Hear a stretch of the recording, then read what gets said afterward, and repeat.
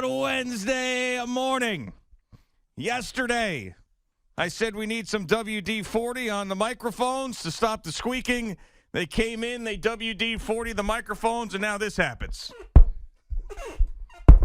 I can't hold the microphone up. It doesn't stay. So the entire show, I'm going to have to hold the microphone in my hand like this. Do we need a little New York's number one? Do we need a little radio microphone blue pill? Yeah, I think so. We got any Cialis back there for the mic stand? Oh, baby. Anyway, what a weird day yesterday was, huh?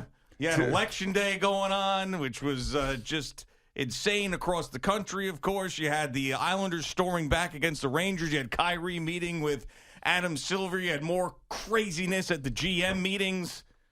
The Giants are getting ready to play again. Xavier McKinney was explaining his bizarre ATV trip and how he didn't do anything wrong.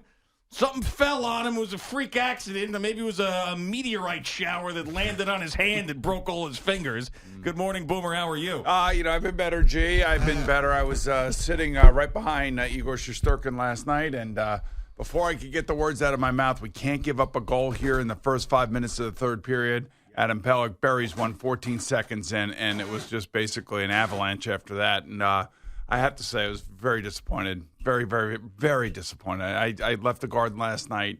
I didn't know how to react. I didn't know what to think. I was thinking, you know what, the power play was going. We're scoring goals, and things are good. And next thing you know, the Rangers give up another 2-goal lead. And this is becoming a habit for this team, and it's not good. It's early for sure. But there have been some things that have been obvious to all of us who have major expectations for this team. That's the other thing that this team comes in with this year that they didn't have last year, and that's the expectations. And the expectations can be weighty.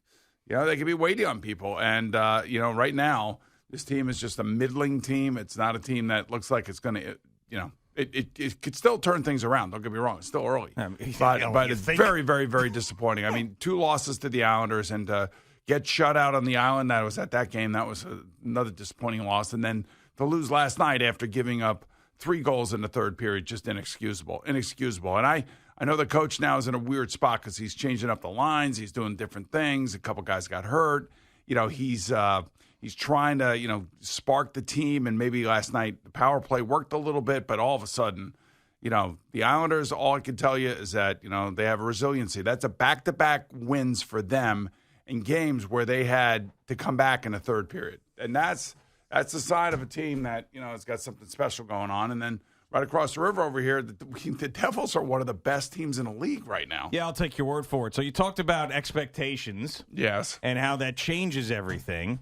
Well, that's why we're in the midst of 2 of the great seasons for a fan in New York football. The ones where you have absolutely no expectations at all, and then your team ends up winning in the way that these teams are winning, both 4 seeds in their respective conferences, and now you don't have to have any, disappointment at the end of the season because whatever you get from here on out, to me, is gravy. Now, the expectations change with the Mets because they got really, really good. I can't at 101 wins, and you're like, they got to go to the World Series. But I don't know if the expectations for the Jets and the Giants are going to change with how they play, because this season for both of these teams was just supposed to be a step in the right direction. Step in the right direction. And if both of them make the playoffs and they end up losing in the playoffs in the first round, big deal. What a great season that you just had. Well, all I know is that I would think that much like the hockey fans over the last 3 years where one of the 2 teams was in the Eastern Conference Finals, unexpectedly, I might add, I would also say that, if you're the Jets and the Giants and you're on this trajectory, what has been proven is that you just never know when you're going to get back there. So that's why you don't want to take anything for granted. And that's why you don't want guys like Xavier McKinney doing stupid things during their bye week and getting hurt and costing your team. Yeah. I mean, that's, whether it's an accident or not, you're on a ATV. You shouldn't be on an ATV, and I know you're a kid. I know you're indestructible. I know, look, I was right there myself. But it's really unfortunate for the Giants. But I look, man, when these fans, you know this, I know this, when they get to the playoffs, they're going to expect a win. Yeah, I mean, if they get to 8-2, which there's a real possibility of that with the Texans and the Lions at home, Why and can't they take just on the get this- Cowboys. Can they get to 7-2 first? Yeah, but I'm just saying, if they get to 8-2 and then head into this Thanksgiving game against the Cowboys, Right. I mean, at that point, you're looking around the conference and saying, why not? Now, the problem is that you do have a team in your division I don't think anybody believes that the Giants are better than, and that is the Philadelphia Eagles. Yeah. And that's the tough part about it. What about the Cowboys? Well, the Cowboys beat them the first time. We're going to see in the second matchup. And I know they beat them at MetLife. We're going to see in the second matchup. But right now, to me, the Giants and the Cowboys are right on the same par. Maybe I give the Cowboys a slight advantage, but I'm not going to sit here and tell you. I mean, the Giants have beaten some teams here, too. We just talked about how they beat the Ravens. I mean, the Ravens are surging now. That might be one of the best teams in the AFC when it's all said and done. The Giants beat that team. And they've got a path where you look at somebody 2 games left against the Commanders, who you like better than I do, the Lions and the Cowboys, the Colts, who have got an analyst coaching them. I mean, Dan Orlovsky might join them on Jeff Saturday on the staff. They're just going to take everybody from NFL Countdown and put them on the Colts staff. Yes. I mean, that's a game at home. That's a win. I mean, come on. So, I mean, on one hand, yes, I say take advantage of these opportunities. You don't know when you're going to get back there, whatever else. But, I mean, if you make it to the playoffs, you play well in the playoffs. I mean, if a better team ends up beating you in there, it's not going to be like what we're talking about with the Yankees. You know what I'm saying? Like no, I understand. The Yankees, and Jordan Montgomery, I really said it perfectly when he said the pinstripes are heavy. Yeah. And maybe he just didn't do well under that sort of pressure. And that also makes you wonder about, like, I know Aaron Judge loves it here. You know, his wife ran in the New York City Marathon. He was out there supporting her and everything. And I know that he's beloved, regardless of the booing towards the end of the, towards the end of the ALCS and all that other stuff.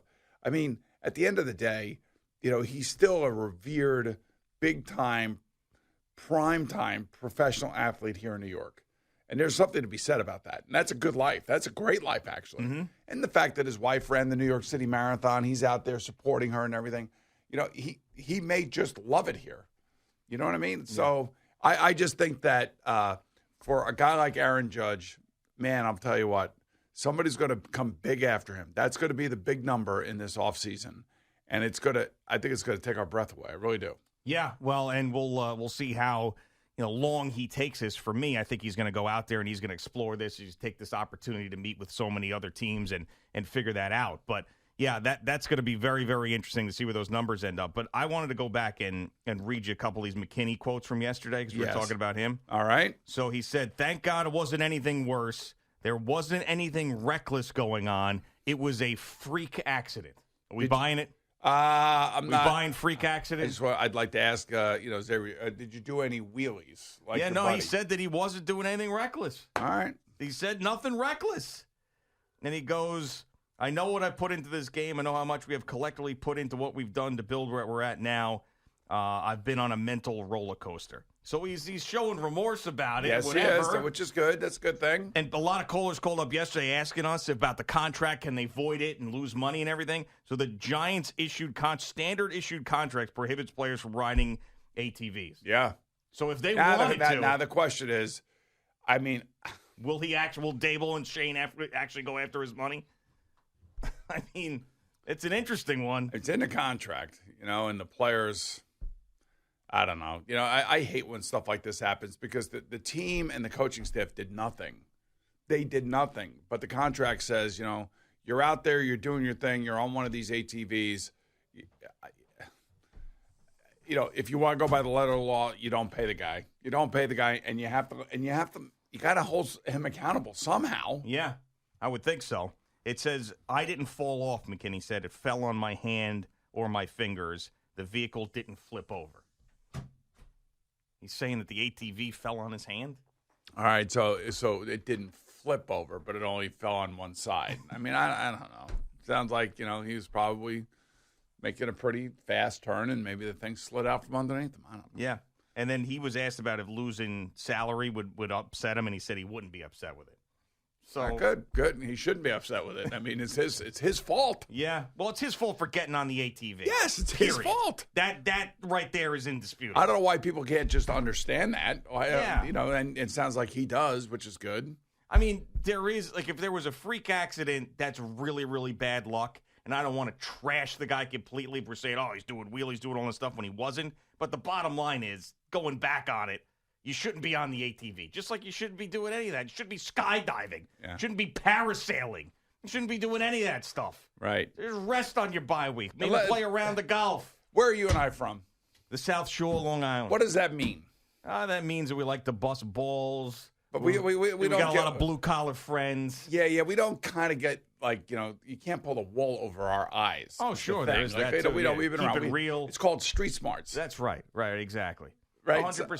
So, we kind of get what's going on. We know what's happening.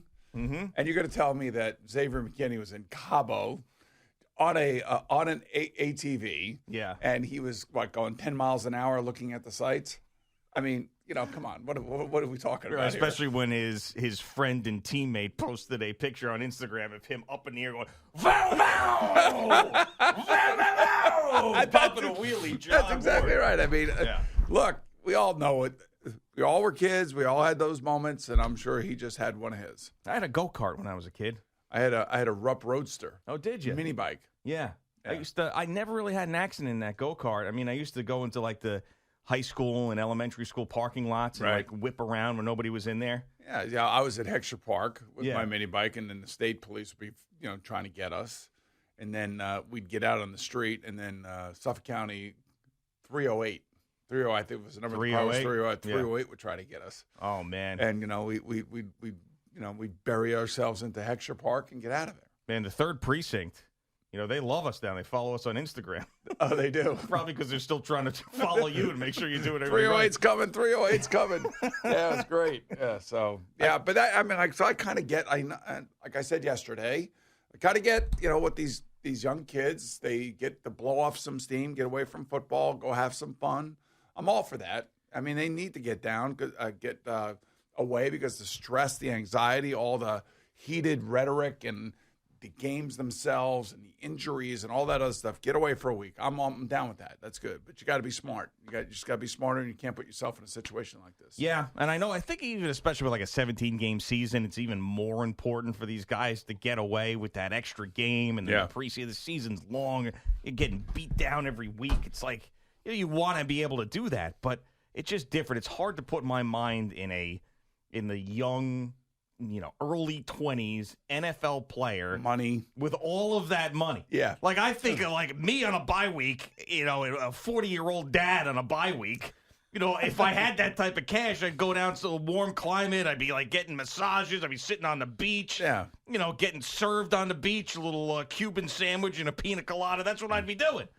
But that's who I am now. Like back then, these guys got a lot of energy. They're younger. Well, they want and to do the exciting things. The great thing about the Giant defense is that you got Wink Martindale just firing everybody up. Yeah. He's got the Rex Ryan gene in him. He's got this group of guys that are doing things that nobody thought were possible, that they weren't going to be good enough, and he is like unleashing the hounds to go, and he gets them so wound up before the game. That, that's why sometimes, after games, it's hard to get these guys to wind down, especially if they lose. They may say something wrong, or they may go out and party or something, whatever.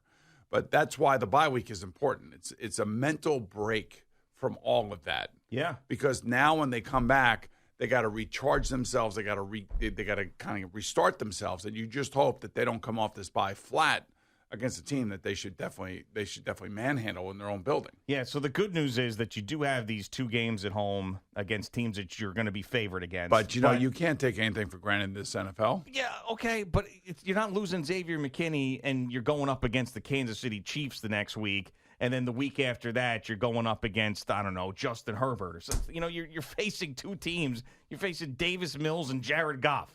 If I'm going to miss my star safety for 4 games at the minimum, I'd like 2 of those games to be against the Texans and the Lions. Well, just so you know, Jared Goff and his team, I think they're the 4th-ranked offense in the because NFL. they're playing in garbage time. They're getting their ass kicked every week, and then the team's they've going to been- prevent defense, and he's throwing the ball all over the place. Okay. They tough stink. guy. Oh, You right, know they okay. stink. They They put up scored some only numbers. 15 points last week against the Packers, didn't they? Right. I mean, They big did. deal. I mean, does that offense really scare you? It's not totally scary, no, but I mean, Amon-Ra St. Brown's a good player.